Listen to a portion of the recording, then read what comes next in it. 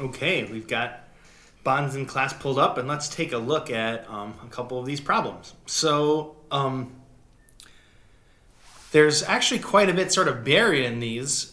You have to know a little bit about the bond market, but it's kind of the same facts over and over again. So I'm just going to break it down a little piece at a time. So first, this says an American corporate bond. Now, that's important. That tells us a few things.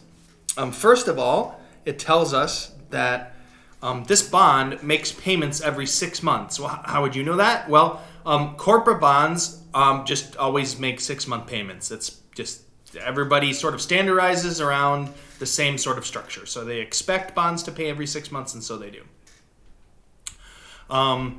In fact, if you want to find an example of a bond that pays every year, you almost have to go to France. There's some French government bonds that pay annually. Most everything else pays every 6 months. So you have a bond that pays 6 months interest, and that's going to be important because it's going to affect a lot of what we do. Also important is because it's a corporate bond. It's issued by a corporation. It, like many bonds, is almost assuredly going to have a future value of $1,000. Right. So if I go to my financial calculator, that's going to do a couple things. So you can see right here, I already have 1,000 in the FE already. I'm going to clear out though, but yes, this is where that $1,000 goes. It's face value, and the idea is that at the end of the life of the bond, you get your $1,000 back that you lent to the corporation. So this really is a big check at the end. That's why it goes in the FE box. And we can't use the 6 months yet, but what that means is N is going to be the number of years multiplied by 2. So we'll get to that in a second. All right, so an American corporate bond has a coupon rate of 1.8%. So if you remember what I said, the coupon rate is the rate that is on the coupon, those coupons you clip off the bottom of your certificate if you have one of those. And so it's the rate that's stated on the paper, and it does not change. So no matter what happens to interest rates, the coupon rate of this bond will always be 1.8%. 1.8% of what? Well, it's the interest rate on the loan. It's a $1,000 loan. So it would be, so like here we'll go to, we get a calculator up, a regular calculator. Here we'll go to Google, I think has a good calculator here. So we're going to do 1,000 times 1.8%. And it should show up as, 18. So we have $18 annually. Now this is important. Remember, this is $18 annually. We pay semi-annually, and so we need to divide by 2. So that's 9. So $9. That's what's going to go in our payment. So we have $9 in the payment. And again, why? Because 1.8% of 1,000 is 18. We divide by 2 and get 9. All right, next. It matures in 10 years. So we know it's maturing in 10 years. How many payments is that? Right? So we're going to get $9. How many times? 20 times. Why? Because it's 10 years times 2 times a year, 20 years. Okay, now the last number in here says the yield to maturity. That's the interest rate you get holding it to the end is 9.6%. Okay, now 9.6%, that's the annual yield, right? That's the 1-year yield, so we need to divide that by 2. So I'm going to go ahead and do that. Right, 9.6% divided by 2, 0.048. Okay, so I'm going to put that in the financial calculator. And we're ready. So we have an interest rate every 6 months. We have payments every 6 months. We have the number of 6-month periods in the bond and the payment at the end. Calculate.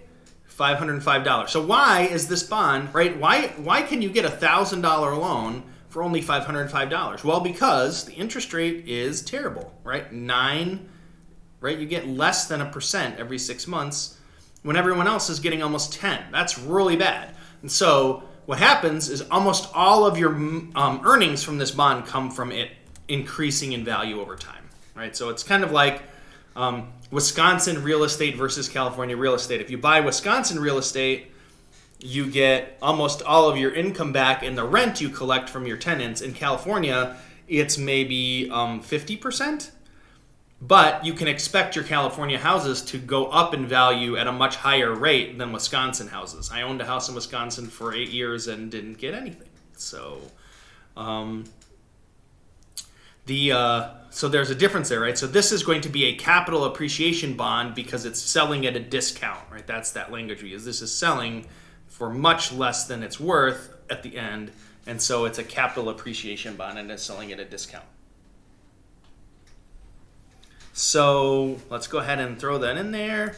Copy, paste, throw that in there. See if we win. It works. So that's a basic bond, and you can see these other ones are very similar, right? So this one here is basically the same setup. We're finding a price. This one here. Now, this one is almost the same. It's just one more additional feature. So it asks, what is the current market price of the bond as a percent of face? So this is just a fact about the bond market, is bonds are quoted at percent of face rather than dollars. So you wouldn't say, this bond wouldn't be $505 if you looked it up in the Wall Street Journal. It would be 50.56%. Because it's basically half off, right? See, so it's selling for 50% of the original issue amount, and that's how you would quote those prices. So let's just do this example really quick. So this is a corporate bond, 1.8%. So we're gonna go clear this out. We know it's $1,000 because it's a corporate bond. 1.8% is $9, right? Half of 1.8. Well, it's 18% is $18 divided by 2 is 9. We have a 25-year maturity, so that's going to be an N of 25 times 2 equals 50. Right, so 50. And then the interest rate will be half of 9, right? So it says 9%, so we're going to do half of that. So half of 9 is 4.5. So now we can calculate this price. We get 288.56. Again, why? Because my interest rate is terrible, and now the bond lives a lot longer, so we have a lot more years of bad payments. So what does that mean? So I'm going to copy this. Oops. I'm going to copy this, throw it in the thing here, but it's not going to be right. I'm not going to hit enter. What's the problem? Because this is not in percent. This is in dollars. So $288 is basically we divide by 1,000 and multiply by 100. If you divide by 1,000 and multiply by 100, it just moves the decimal place one spot. So $288 is 28% of the original issue price. So we're going to go ahead and check that in. Right, so how do we know this one was different? Because this one asked for percent of face, and this one asks for market price in dollars, right? That's the difference there. All right, so now let's go down to these. These are where we're really kind of rubber meets the road here. So I've got some money I'm trying to raise, right? I'm trying to raise $5 million. Or is that 50 million? Let's see. $54 million. Right? I'm trying to raise a bunch of money. So I'm going to sell some bonds. I need to know how many bonds to sell. So to do that, we're going to have to figure out how much we can sell them for if we use the description of the bond in the problem. So we're going to start with this part and then work back up to the top. So we have a coupon rate of 7.8%. So 7.8% would be 78, and then we divide that by 2, right? And that's 39. So we have payments of 39. And then how many years? 15 years. So N is going to be 30. And we have an interest rate of 1.3%. So that's going to be 0.0065. Right? Let's just make sure for sure. Right, 1.3% divided by 2, 0.0065. Okay. So $1,000. Calculate. So this one's a premium bond. Right, we're getting a pretty good interest rate compared to the market, and so it sells for quite a bit more money. So we're going to get $1,883 every bond. Now we have to figure out how much money we're raising. Now, okay, so first we're raising $54 million, but only 49% of it is debt. So I'm going to go ahead and copy and paste this into Google. Copy, paste this. Let's see if it's going to let me here. Paste. No such luck. We'll do it up here. So there's that. So $54 million. And only 49% of it is debt. So I'm going to multiply by 49%.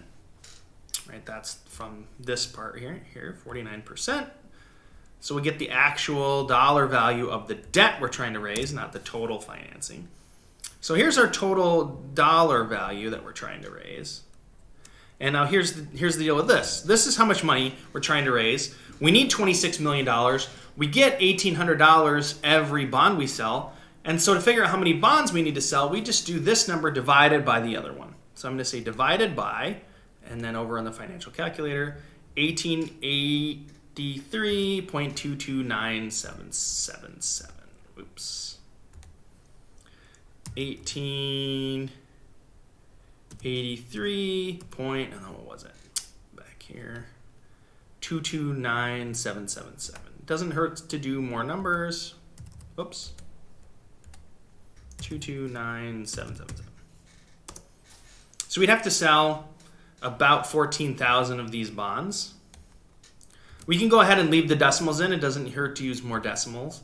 And that's really the question, right? If you were a person working in bond origination and you needed to know how many you needed to create to raise the money you wanted to raise, that's how you'd figure that out.